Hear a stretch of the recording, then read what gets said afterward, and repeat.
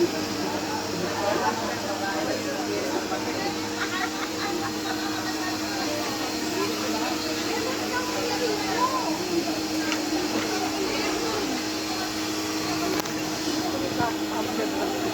ka na, hindi ka naman titignan eh.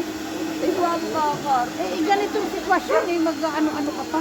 Humihinga ako doon sa gilid. Umiyak Hindi na ako pumasok sa CR. para pang kumisyo ako umiyak. Wala naman ano. Pinapabantay yung asawa ko pag may pumasok. Nakabali ka dito. Ayan. Nakabali natin dyan. Grabe usok na.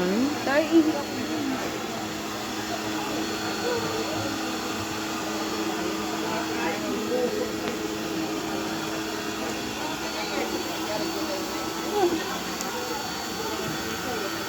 Napauwi kami sa Pandakan. Ayoko.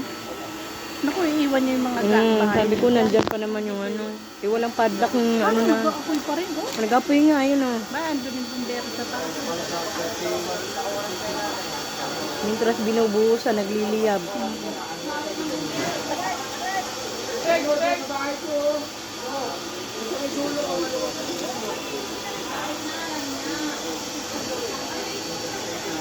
Dito nga sa kabila, meron pa.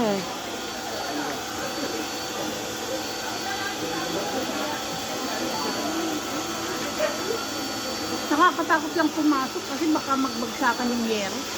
Ayan. Tama, bumaba sila lahat.